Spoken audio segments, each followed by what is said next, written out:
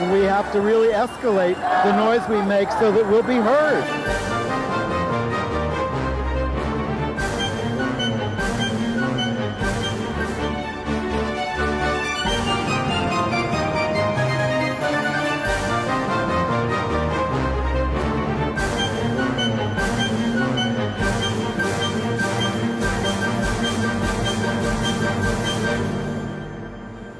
Welcome to Gay USA. I'm Andy Hum. I'm Ann Northrup. And this week we're going to talk about the latest on the struggle against Russia's anti-gay law. And we're going to be joined by Russian-American journalist Masha Gessen and two of her children to discuss the dire situation at length. A very special show.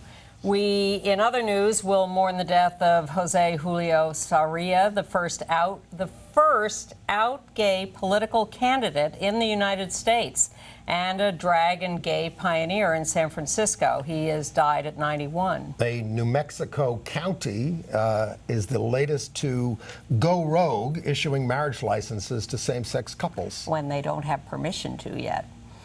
New Jersey Governor Chris Christie has gone a little rogue from the Tea Party by signing a bill banning reparative therapy for gay children. While he's still in court opposing same-sex marriage. Yeah, fascinating. Legal same-sex marriages have begun in New Zealand. And WWE superstar Darren Young has come out. More trouble for the Florida teen charged with having underage sex with her girlfriend. And Germany is making way for designation of yourself as a third sex. But mostly, we are very excited and honored to have members of the Gessen family here today. Masha Gessen is an old pal who was born in Russia, moved here as a teenager with her family. I see a little parallel here. Escaping anti-Semitism in Russia at the time. Was here for about 10 years, became a very well-known journalist for Out Week, The Advocate, worked with ACT UP. We worked together as activists. It's great to see you again. It's good to see you. And now you moved back to Russia 20 years ago, 22 years ago, and now you're coming back here. Right. And you have two of your three children here with you. We're very honored to have Yolka, your daughter, 11 years old, and Vova, your son, who is celebrating his 15th birthday today. Happy birthday. Very happy birthday. How are you celebrating? Okay. Eating sushi. Well, sushi. We already kind of celebrated it with our family, like 18th of August. Yeah. That makes sense ahead of time because you're in the midst of a big trip at the moment. Well, Masha, there are tons of things to talk about Russia, but I want to sort of start by setting the scene of what Russia as a whole is like these days, because we're focused on the gay stuff, but I want to put it in the larger context first. Right. Oh, and I should say, of course, that you are you've gone on to be a hugely important and award-winning journalist in Russia and wrote a book called The Man Without a Face about Vladimir Putin that was quite provocative, and I'm fascinated that you've survived 22 years back in Russia. Right. But so tell us what it's like there now. Well, yeah, I'm glad we're doing that because it actually puts everything in context. Because the anti-gay stuff that's going on is very much a part of the larger thing we're living through, which is a crackdown. And the crackdown began a year and a half ago when Putin came back into office for his third illegal term as president, a 6-year term. And it began with severe restrictions on public gatherings, with new laws that you may have heard about on foreign agents, yes. And that sort of thing. And the gay and lesbian stuff falls into that. It's sort of this repressive machine that's out to restrict life and space and discussion as much as possible. Just tell me briefly, how in the world does this guy continue to retain power? Oh, that's a good question. I read a whole book about it, but I'm still a little confused. No, I mean, look, actually, it's not that complicated. He came into office 13 years ago. The first thing he did was take control of the media. The second thing he did was destroy the electoral system. So essentially, there are no elections in Russia, and there haven't been any elections in effect in 8 years. I mean, there are some local elections, there are some partial elections that are allowed to happen, like with the mayoral election in Moscow right now. But basically, there are no direct elections to any office except the office of president.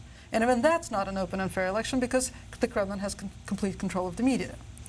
And he has also reversed judicial reform, made the courts completely subservient to the executive branch. That's how he retains power. He's destroyed all the mechanisms for removing him from power. That will happen eventually, but it will happen by the system sort of collapsing in on itself, because all the democratic mechanisms, all the mechanisms of accountability, all the mechanisms even of protest have been destroyed. So you've been there for 22 years? 20 years 20 full-time, years, yeah. and you've grown up there. How is it feeling different now in recent years? How does it feel different now than a few Living years there. ago? Yeah, well, it's, you know, we lived through an incredibly exciting time a couple of years ago when the protest movement started. And actually, Yolka was very active in the protest movement. And she, at one point, I actually started a group called the Protest Workshop, which was modeled after ACT UP, which was sort of a clearinghouse for direct action. And Yolka was very active in it, and she came up with some great actions. And it, you know, it felt like change was imminent. All of a sudden, things that we had been talking about in our kitchens for years were talked about in the street. It felt like there were hundreds of thousands of like-minded people, millions of like-minded people coming out into the streets. That lasted about 8 months, from December to, well, 6 months, yeah, from December to May. And then it all came to an abrupt halt with Putin coming back into office and with the crackdown beginning, with people going to jail for peaceful protest. The Pussy Riot case being the most famous, but that's not the only case. And it's felt like space closing in. I mean, it's depressing. Just to give you a quick example, in June we went to. For the weekend, we went with our friends to celebrate the anniversary of their wedding, which is something that we do every year. And last year, we were there, and it was such an exciting time. And then the husband of in that couple said a toast. He said, "It's been a horrible year," and everybody knew what he was talking about. And I thought, this is amazing. You know, in our large circle of friends, no one has died, no one has become gravely ill. You know, some people have broken up, and some people have lost their jobs. But basically, nothing has happened to say it's been a horrible year. But he was there saying that toast, and it was very clear that, yes, we have all lived through something that feels disastrous and depressing and just unremitting. And we've Power doesn't concede power. And Right. we've read about a backlash against immigrants over the last 10 years in Russia. Not that we don't have our own backlash here with our fences and all that other kind of stuff. Right. So that's been going on, and now we're talking about a wave of anti-gay violence, and you're actually feeling threatened that they might that they're thinking of taking away children from gay people. Yeah, I mean, it's a pretty well-founded fear. The head of the Committee on the Family in Parliament, who is the moving force behind passing some of this anti-gay legislation, said we're going to pass laws creating mechanisms for removing children from same-sex families. Well, they've sort of done this by passing this law, which forbids any positive mention of homosexuality, supposedly in front of minors. Right. But when you have 2 children and you're an out lesbian living with your partner, it's hard not to be, you know, giving positive images to children. Exactly, they've kind of outlawed our family. Exactly. So, Yolka, as an activist, how has this been for you, living in this atmosphere? What's school like? What's it like with your friends? Well, my friends aren't really like always talking about it, but like friends that are older than me, I talk with them about it, and they're okay with it, and they are sometimes really sad that it's happening, and but sometimes I had parts that I was really angry when kids were saying something about my family that was mean, and I would just make them scared, kind of. Now, She can you be scary. don't seem so scary, Yolka. What do you do to make them scared? Well, I don't want to make them scared. They're just once there was a boy that said like lesbians are crazy, and I said, well, then my family is crazy, and like in a tone that was pretty like, well, not pretty, and he was he was scared, but like he didn't think that I could say that, and then I said that if you're gonna say that again, you're gonna have like talks with the principal, and he was scared. Very good. Of course, even in our country here, they did classify us as crazy until 1973, and then the American Psychiatric Association changed that. You do realize that's ancient history, right? 1973. Yeah, no. And in Russia also, psychiatrically? It was there was a practice of putting lesbians in psychiatric hospitals up until the early 90s.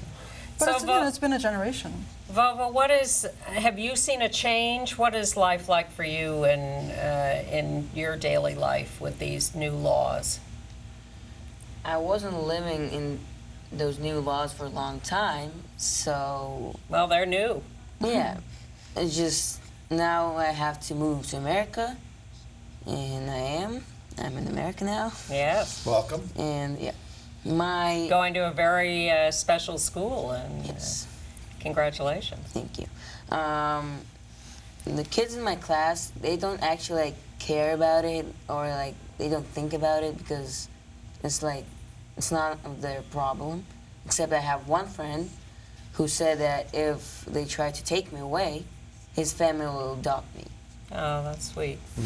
They were pretty amazing. They're actually a Russian Orthodox family that wrote us a letter saying that they'd heard about the problem, and that if we wanted for backup to have them, you know, sign guardianship papers so that we can take away. Speaking of which, the Russian Orthodox Church, now there's obviously not one source of this new backlash, and it's very, very complicated, but we do read that the church has been very emphatic about this, but we also read that 87% of the people support the new law, so it's not from one place, is it? Well, somewhat at the behest of American right-wing crazies who've gone over there and promoted this point of view, yes? I don't know. I haven't seen much of the American trace. Well, they're bragging about it. Oh, really? Yes. That's funny, because of course, you know, the whole campaign in Russia is very much an anti-Western campaign. Yes, exactly. Nationalism. Right. It's well, it's, you know, it's Putin's attempt to consolidate his constituency, and he And needs where to the consolidate them scapegoats. against somebody. Yeah. And so, you know, it's against the West, and you know, there's nothing that embodies the depraved influence of the West in Russia, to the extent that gays and lesbians do. So we're a first target. We're not going to be the only target. But we're sort of the perfect other, the perfect foreign agent. So, talk a little about the violence that we hear as a byproduct of this. That these laws have sort of given permission to right-wing thugs who now seduce and attack gay people. Yeah, I don't even know where to start, because there have been a number of different kinds of violence that seem to be traceable directly to these laws. One is just because there's been a real concerted hate campaign on television, you know, day in and day out. This is on television. So there seems to be just a rise in street violence. And there was a horrifying case in Volgograd where a young man was apparently talking to his buddies in the street, drinking beer, and he mentioned being gay, and they raped him and killed him. And it's not even entirely clear that he was gay, but somehow in the course of this drunken conversation that was turning on this television hate campaign, they concluded that he was gay and started raping him. Another ongoing story is this neo-Nazi campaign where they seduce, they draw out gay men and teenagers and then humiliate them on camera and you know, film it, post it to social networks, and sort of it's a self-perpetuating, absolutely horrifying thing that seems to be highly organized. Another is just random nighttime violence. There was an incident a couple of weeks ago in a trendy bar in central Moscow, you know, half a mile from our house, were just a bunch of kids who looked like hipsters, and 2 of them were apparently gay. The rest of them weren't. Were beaten up by other customers in this bar, and security intervened to remove the hipsters from the bar. So to stop the altercation. Yeah, that does begin to sound like Nazi Germany. So public gay life is essentially forbidden, but some people say, well, we have bars, we have this. There is an underground social life that people have been enjoying for a while. Is that also being stopped? It's becoming trickier and trickier because there have been repeated raids. There was a massive raid on an occasional gay party in Moscow, where something like 1,000 people got their documents taken, their information taken down. Several of them faced drug charges, which is related and not related necessarily. But that raid and similar raids are clearly a result of a police campaign to crack down on gay life. Again, they see, we actually got hold of some of the police memos on this, and they very clearly see this as part of the good fight. Yes. So it's not just cracking down on gays. It's all sort of in a mess in these memos. You know, foreign agents and gays engage in protest activity and use drugs. That's almost an exact quote. You know, but that's sort of the very primitive ideological foundation of these crackdowns. Well, let's turn to what the world is trying to do about this and what we are hoping to do and what's the best thing to do. There's we're part of this Queer Nation revival that it's trying to... which is incredibly exciting. It's exciting to us, what we've accomplished, or think we've accomplished in a very short period of time. But the debate is out there about what is the right thing to do. Now, I'm a great believer that everything is the right thing to do, but there's talk about what is, leave it to the activists in Russia, which activists, or should we be pressuring from outside, and should we have a sort of happy face campaign or an angry campaign, and should we be trying to do something about the Olympics or not, or corporate sponsors or corporations doing business in Russia to a big extent, could they have an effect? And what about the G20 meeting in September? And what about the IOC meeting? And what about Obama? And what about Stoli vodka? All right. Okay. Okay, I'm with you. I'm laying out the Everything menu. is the right thing to do. I mean, I am completely on board with that. But a couple of points that I would make. First of all, there's this argument that boycotting the Olympics is not the right thing to do because it's not going to change Russian homophobia. And that it would be so much more constructive, I'm quoting the argument, to have people, on the medal stand with rainbow flags or holding hands or whatever. Where they would then be thrown in jail by the IOC. Yes. Or removed from the Olympics. Right. But the thing is, and this I think is a very important point, the problem is not Russian homophobia. I mean, yes, there are those polls that show that there's overwhelming support for these laws, but it's a Kremlin-instigated campaign. And it's not societal homophobia that we're fighting. Most of the people in Russia who are in support of these laws didn't think about gays and lesbians until the Kremlin made them think about gays and lesbians, until they started this concerted campaign on state-controlled television. And, I think the truth be told, hate sells everywhere. If you had a campaign like this, on every national network in the States, running for a year, I think there would also be It got support. George Bush reelected in Exactly. 2004. Exactly. Arguably. We'll have that argument another time. So, so I think we have to think about the Kremlin as a target. And if you think about it in those terms, the Olympics are Putin's personal project. I think there's a very good argument to be made that he wanted to come back into office so much for the Winter Olympics. He wants to be president of a country that hosts the Olympics. He personally went to lobby the IOC when they were considering Russia's candidacy. So on that one point, let me understand. He knows the Olympics are coming. Why would he do something so confrontational on the verge of it? I mean, you would think he would wait. I mean, I don't think it occurred to him that this was going to happen. They did not think there was going to be such a huge reaction. And, they were testing the waters for a while. And it took a year for the anti-gay legislation to pass on the federal level, and it had passed on regional levels before. And Madonna protested during her, bless her, during her concert in St. Petersburg. But otherwise, there wasn't an overwhelming Western reaction. And I think there was a pretty good calculation that it's not like the Jews. They tried the Jews. The Jews did not work out so well for the Soviet Union. But really, gays and lesbians were not going to get Obama, speaking out. So thought the Kremlin. It turned out to be a major miscalculation. It's lovely to see them squirm right now because what's happening right now is that on the one hand they really want the Olympics. On the other hand, the Olympic Charter says the IOC cannot have the Olympics if all the athletes and spectators cannot be protected. So the IOC has asked for assurances from the Russian government that the laws will not be applied to openly gay athletes. The Russian government has tried to give private assurances while publicly saying that the law will be enforced. Because, of course, there's no way they can sell it to the Russian public that they're going to cave in to the depraved West and tolerate their horrible ways during the Olympics. The longer we keep them scoring, the nicer it is. They've stepped right into the trap that they set for themselves with these laws.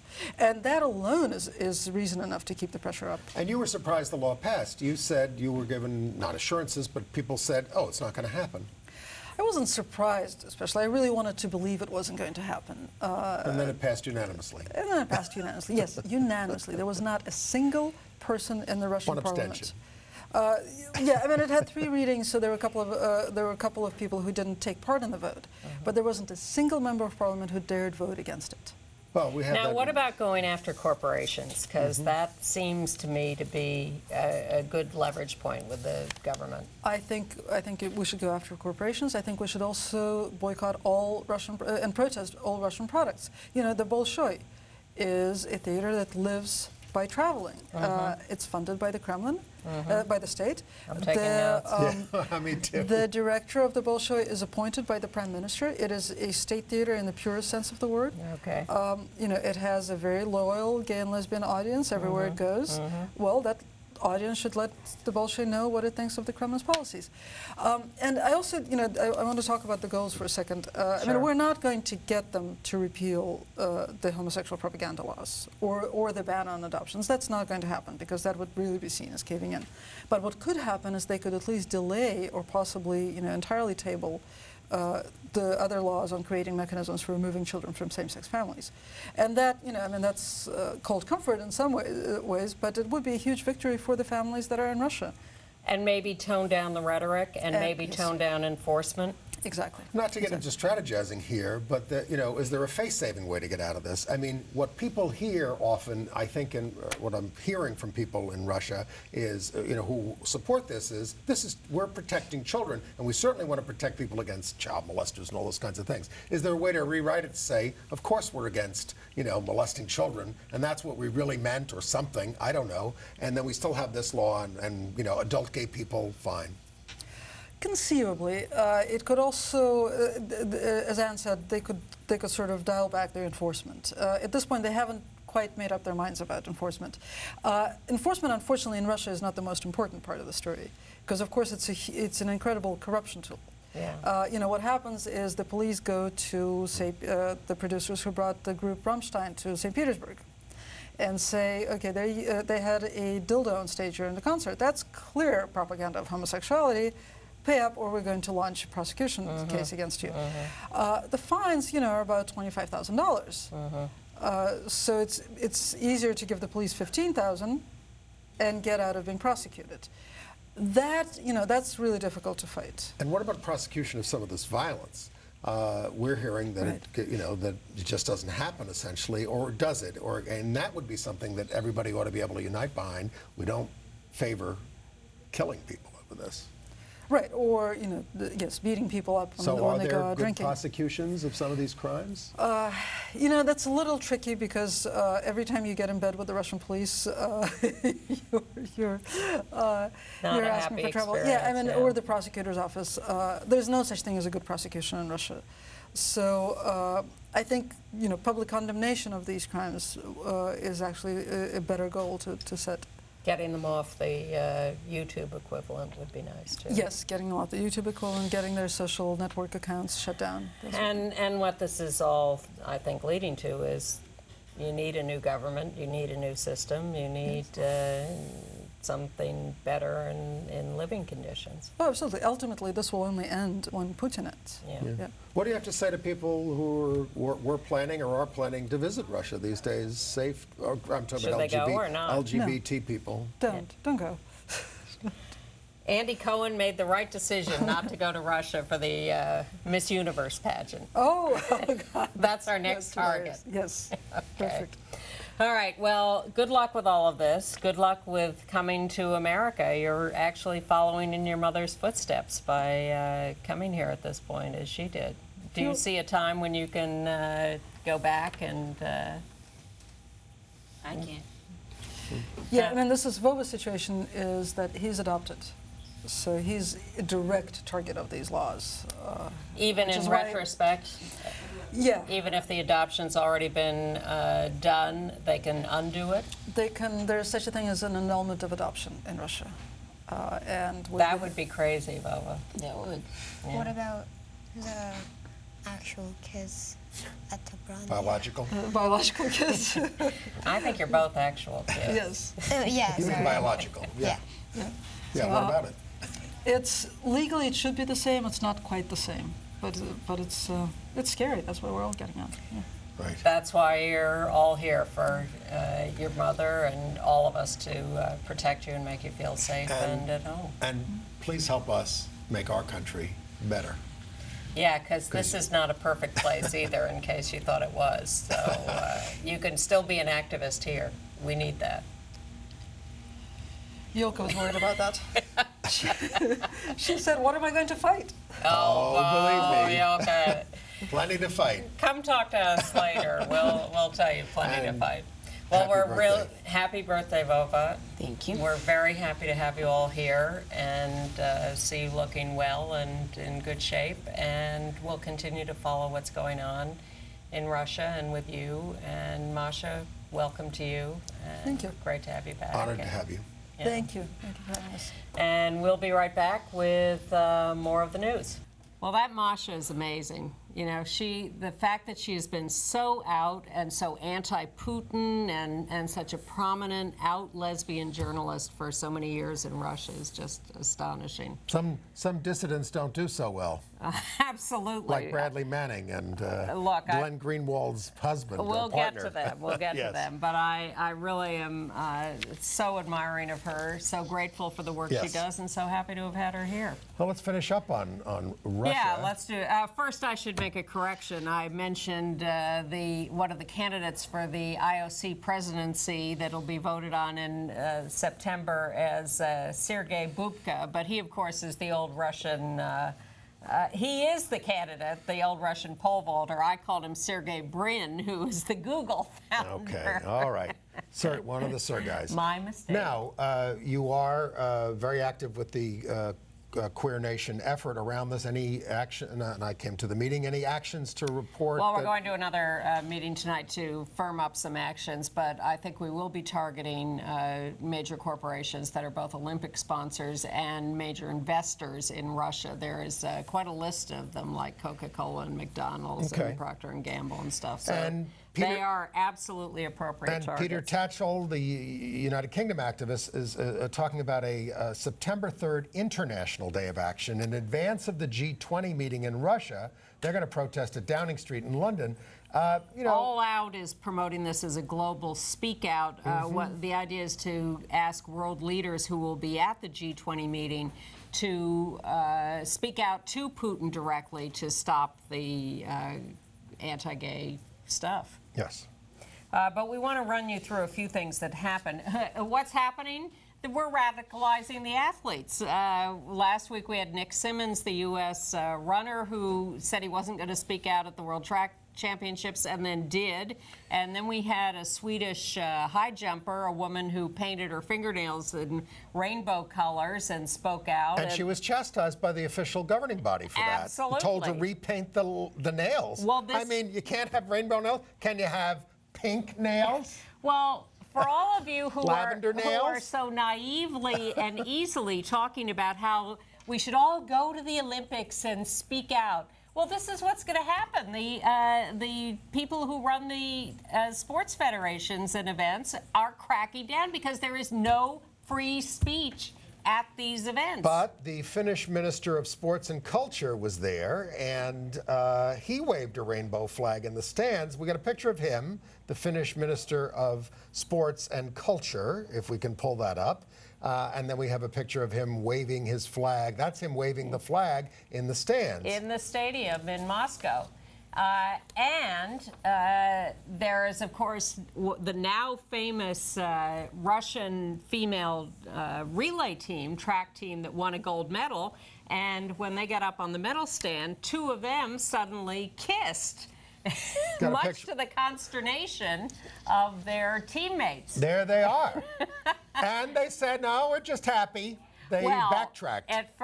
Eventually, it took a couple of days of, I think, intense grilling and threats to go to the gulag before they said, oh, no, that wasn't a protest. Clearly, it was a protest. The timing was just exquisite for a protest. So the athletes are getting in on this, and it's going to be very interesting to see what does happen at the Olympics. Well, Johnny Weir says he'll get arrested. I wouldn't advise it, Johnny. But there's this Russian athlete. He's not volunteering to get arrested. He's saying maybe willing it will happen. Get arrested to draw attention to the law, is what he said. Yeah.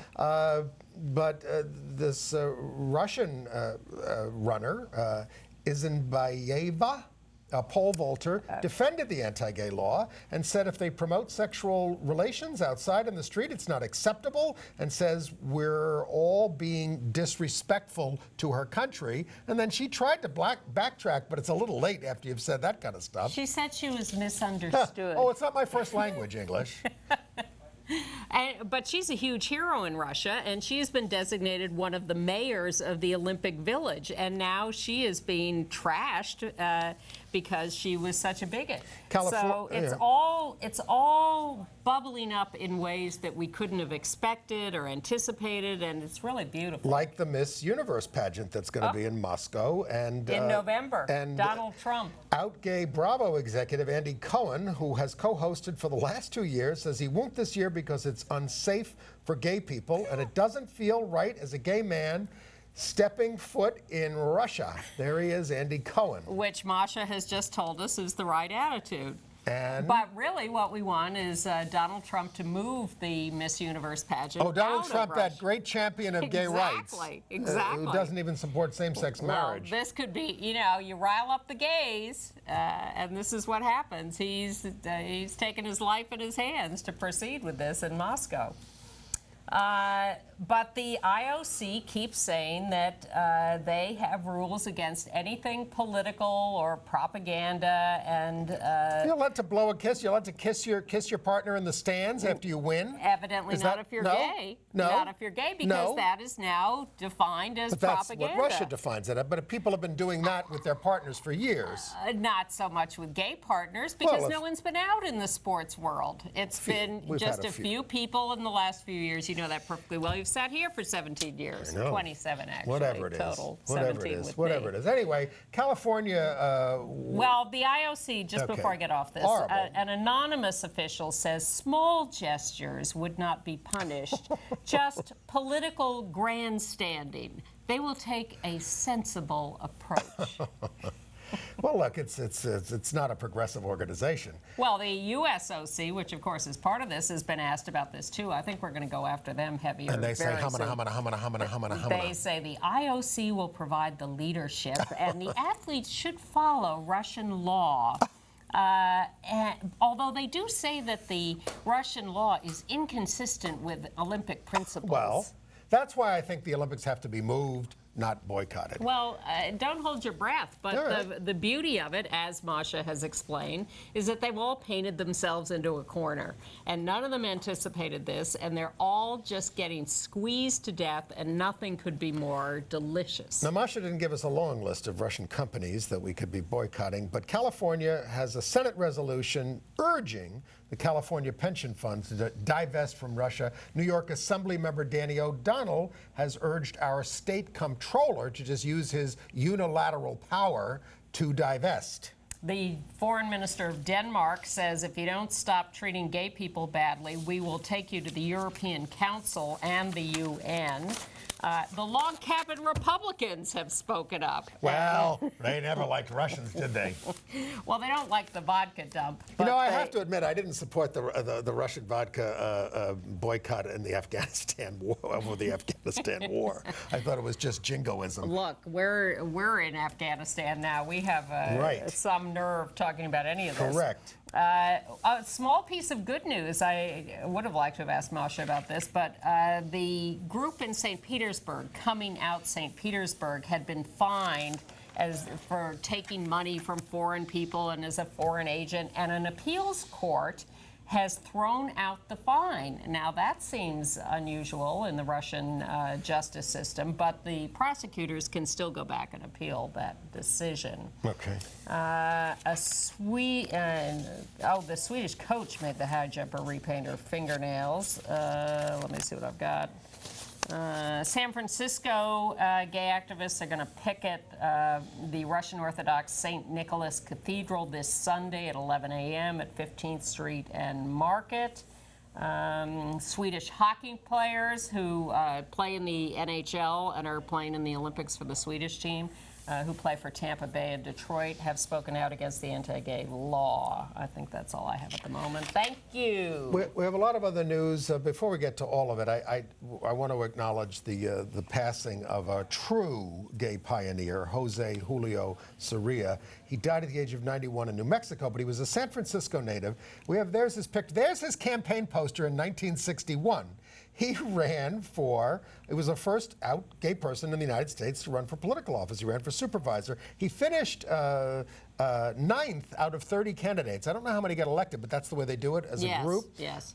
He was a World War II vet, very prominent on the drag scene. He's the one who led the choruses of God Save Us, Nellie Queens in the bars. God save us, Nellie Yes, Queens. and he was the Emperor Jose the First, the widow Norton, in the imperial court. He was the head of the imperial court. Well, he founded the imperial court. And Russell Roybal, who was his first imperial grandson and the deputy director of the National Gay Lesbian Task Force, called him an icon, hero, mentor who brought laughter, camp, and fun to all and to the struggle for LGBT liberation and all people.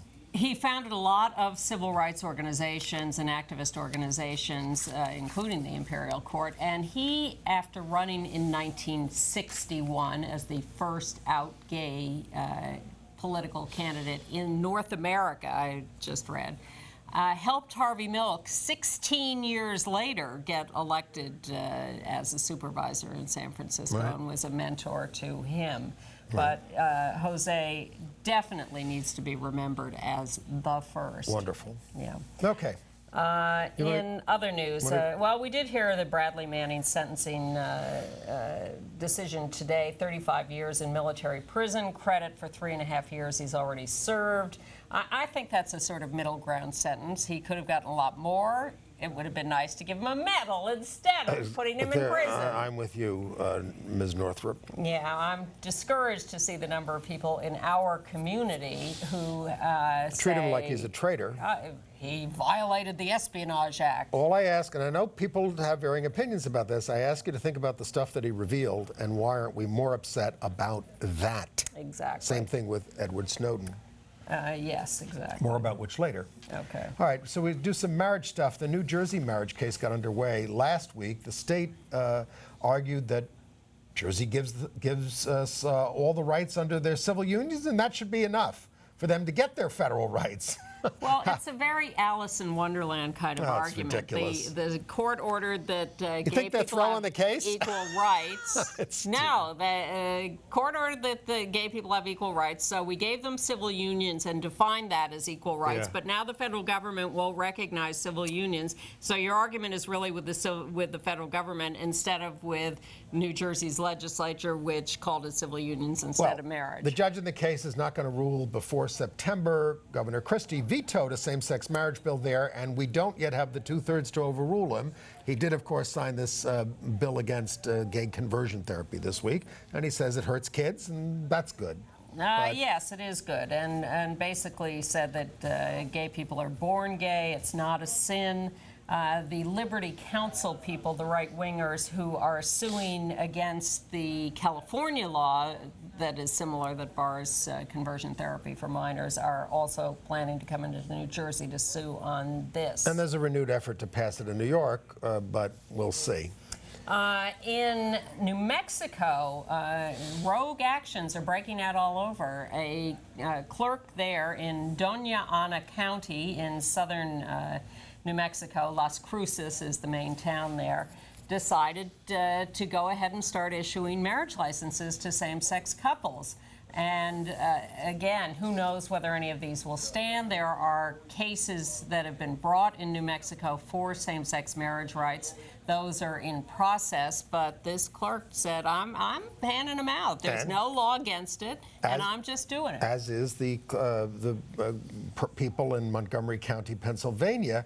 And well, it is spread beyond Montgomery County. Well, what happened there was that the mayor of State College, Pennsylvania, Elizabeth Gorham, she hosted a same-sex wedding ceremony at her home. She said, I can't perform it because there's this case going on, and I was told not to do it, but she let a minister do it. The couple had gotten their license in Montgomery County, and she says she will can't wait to officiate herself. Now, we think we've gotten past all the right-wing challenges to marriages going back into effect in California. The Supreme Court has rejected the latest challenges by the right wing. The U.S. or the California Court, Supreme High Court? So we think they've run out of challenges, but we'll see. I'm sure they'll still be trying. In North Carolina, a lesbian couple was scheduled today to seek a marriage license in Madison County, and if they're refused, they're going to ask the Register of Deeds to sign an application to Maryland, where they'd like to go and get married. And apparently Maryland requires this from your home state.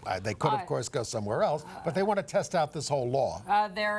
We have come across these cases before, particularly internationally, where you can't go to another country to get married unless your home country signs some kind of waiver or permission slip. It's like grade school. In Hawaii, they may be calling a special legislative session to discuss same-sex marriage this year. Okay. We'll keep an eye on that. In other news, San Antonio, they're discussing a non-discrimination law, and a former aide to a member of the city council there released an audio recording he'd made in secret of the councilwoman talking behind closed doors about how gay people are disgusting and this is a behavioral preference. Tell us how you really feel. Should be banned from adopting. It's quite a little scandal. Well, sounds like the attitudes that some people have in California. There is a group now saying that it will do a referendum to overturn the new law protecting transgender students. I don't know how credible this group is, but it's calling it a referendum to overturn co-ed bathroom bills. Yeah. And Equality California says it's a fringe group. I left out a sort of marriage story. The Cedar Point Amusement Park in Ohio, a very popular amusement park, decided to do a promotion for Halloween where they would hold weddings. Not real weddings, but sort of fake Halloween-y weddings. And so a gay couple got very excited because they're big roller coaster fans. They spent a lot of time at this amusement park. They may even have met there or sort of online about going there. So, oh boy! So they tried to sign up to be part of this. And Cedar Point was so offended by this, even though they have a gay day at Cedar Point, that they shut down the whole event. The Today Show was very resistant. Those were legal weddings before marriage was legal in New York. This is just a Halloween. I have to give you the kicker on this. Okay. So the gay couple, when asked about this, said, how stupid of them to shut this down. It's just a stupid little Halloween promotional event. For God's sakes, you're getting married by a zombie. I love that. All right.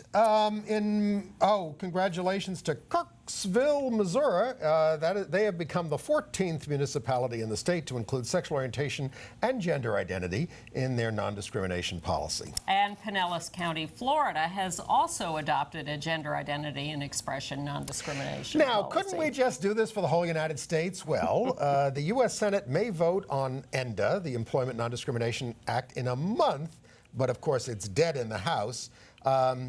By the way, Nate Silver predicts a Republican Senate getting elected in 2014 as better than even money, and it's a big reason that we need to vote in off-year elections. If we don't change that pattern, we're going to get this is going to continue to happen. You can't just vote in presidential elections.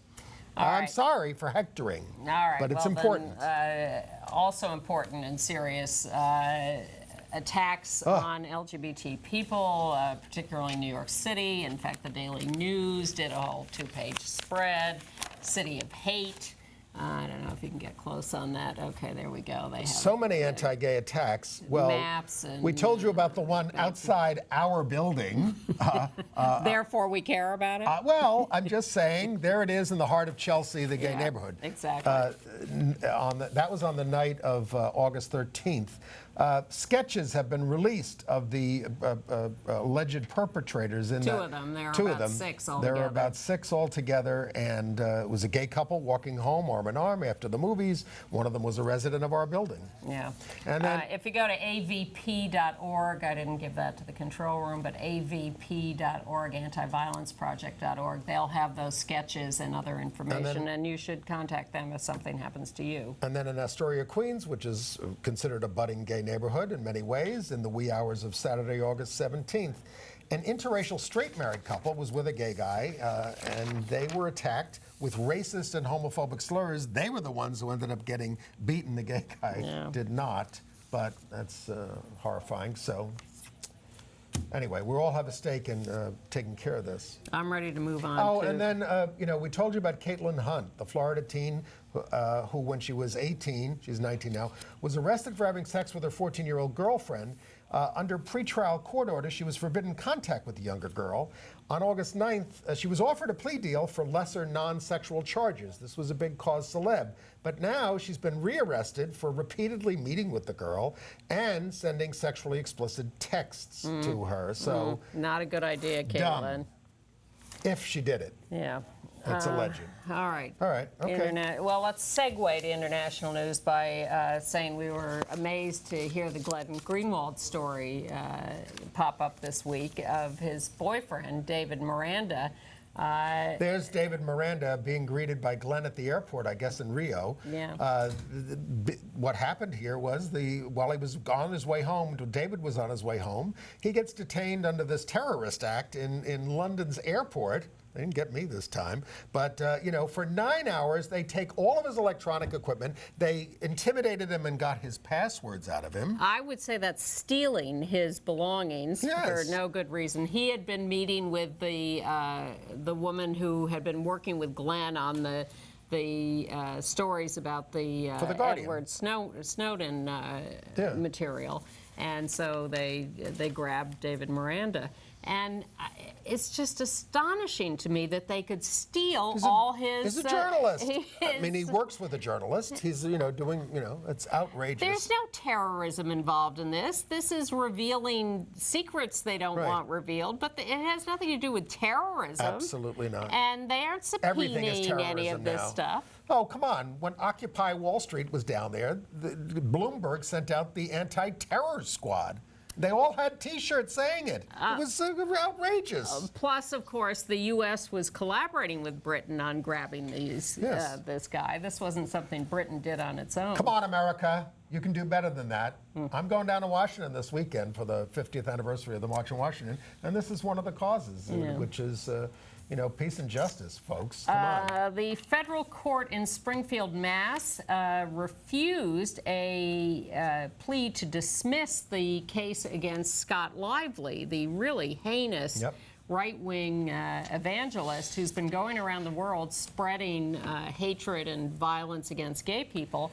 And the gay group in Uganda, SMUG, Sexual Minorities Uganda, An unfortunate acronym. has, with the cooperation of the Center for Constitutional Rights here, brought a case against Scott Lively in the United States, in his hometown of Springfield, under a U.S. law, the Alien Tort Statute, which allows people from outside the United States to sue United States citizens here if they have damaged them in these other countries. So Scott Lively said, oh, you can't come after me. What are you talking about? And the court has said, no, we're going to let this case continue. We're going to look into this. Should be interesting. Very interesting. Well, same-sex marriages have gotten underway in New Zealand.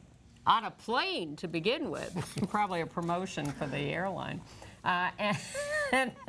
A woman who is a representative of the National Action Party in Mexico said marriage should only be for people who have sex face to face. Right.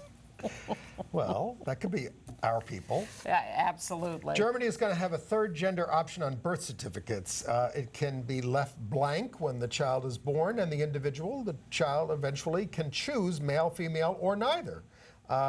Nepal instituted something similar earlier this year. Let 1,000 flowers bloom. Okay.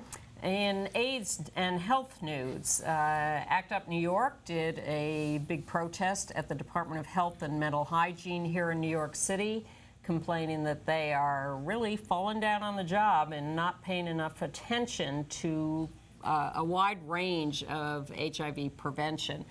Certainly not enough education in the schools or on the streets, no education or access to pre-exposure prophylaxis or post-exposure prophylaxis.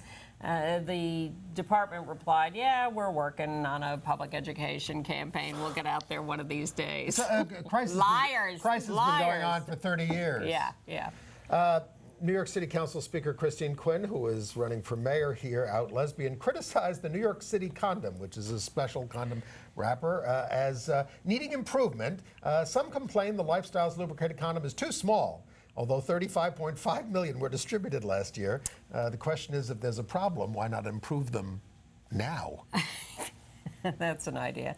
Health and Human Services Secretary Kathleen Sebelius is going to do a briefing on September 12th to the LGBT community, specifically about Obamacare. Oh, I need that. I've been trying to do. understand it. Yeah, I don't get it either. But now I'm on Medicare, so what do I care? Good for you. But I don't know whether this is going to be an online thing or a speech somewhere or whatever, but September 12th, you can find out what Obamacare means to you. My insurance guy's supposed to explain it to me. And an HIV-positive Canadian woman has been found not guilty of aggravated sexual assault for she's HIV positive. She engaged in oral sex. Now, it doesn't even say whether she was performing it or receiving it, but she had been accused of assault because she didn't disclose that she was HIV positive. That was thrown out. She was not guilty because, as the judge says, or an expert witness for the prosecution said, you have a better chance of walking down the street and having a piano land on your head than you do contracting HIV through oral sex. Oh, well. So I've heard. But she has still been convicted for unprotected vaginal sex without disclosing, even though her viral load is undetectable. There are other things you can get from unprotected oral sex. Yes. Look, I believe in protection and safety and all of that, and safety responsibility taken by all. Okay. Entertainment news? Sure. All right. Well, the big news was that WWE superstar Darren Young, whose real name is Fred Rosser, 29, we have a pair he is, was asked at an airport by TMZ in an empty baggage claim area. It looked like a setup. Whether a WWE star could come out, and he said, well, look at me. I'm happy with myself, he said, and he hopes to be able to make a big difference. He said, I'm gay. Show. Yes, he did. He wants to be able to be a role model. He wants to educate. The WWE immediately put out the Today Show interview on their homepage, And, you know, he said he had been terrified of coming out. Now he's getting a lot of support. Jason Collins gave him a lot of advice. He said he overcame a speech impediment and was bullied and all that kind of stuff. But now he says he's also in love. I think we ought to send him to Russia to take on Putin. You know how Putin let's have a likes match. to appear in all those shirtless poses. Let's have a match. Putin Who do you think would win? I know who Putin would try to make win with his power. And He'd slip him a Mickey. You know the CBS show that we can't watch anymore because Time Warner is not carrying Right. CBS, 2.5 Men? It's the old Charlie Sheen Yeah. show that's now whoever is on there. They're adding a lesbian character who is coming on, and her role is the illegitimate daughter of the Charlie Sheen character who is no longer on the show. Amber Tamblyn is going to play her. And after a 42-year relationship, Lily Tomlin is now, who's 73, is thinking about marrying Jane Wagner. Thinking about it. Take your time. And then take your time. You know, it can interfere. It can change the relationship. And for you Nickelodeon fans, whoever plays Fred Figglehorn on there, Lucas Crookshank 19, has come out on a YouTube video. I think we're reaching the point where some of these minor celebrities, it's not really news, is it?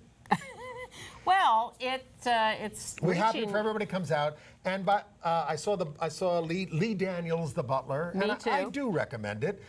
You know, as you said, it's a little didactic, but it was very inspirational, and I did cry quite a bit. Out gay director Lee Daniels has made some of the most important, provocative, smaller films for years. He wrote Monsters Ball, Precious. He made Shadow Boxer. Really good films. This is more of a major epic, and I found it not as provocative.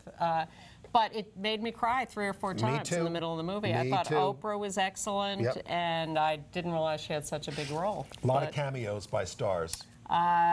And it really... And our friend Coleman Domingo is in it. Coleman Domingo is in it. I was very happy to see that. And it, you know, I'm always, all I want to see is the documentary footage. Yeah. And every time they had a little piece of documentary footage of, you know, fire hoses and dogs against demonstrators and all of that, that makes me cry. And he played that very well. Yes. That's the point, you see. He's a wonderful director, and I hope someday he comes here and talks to us. Lee Daniels, please come on Gay USA, because we know you have a great story to tell, and you're a very interesting guy. We got time for this video?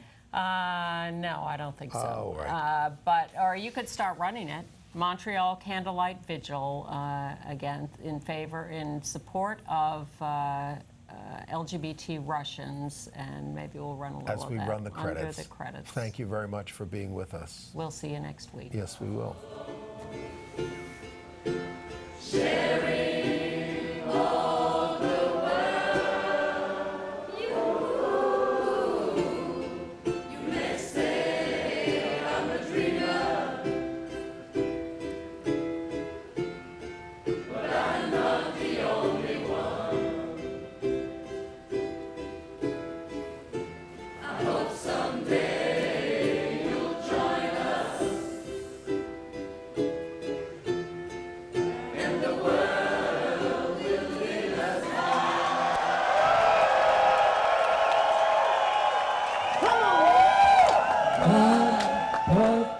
Rainbow in the sky, rainbow in the sky, rainbow in the sky. God put a rainbow in the sky, rainbow in the sky, rainbow in the sky. Say my God, put a rainbow in the sky. Put the rainbow in the sky. He put the rainbow.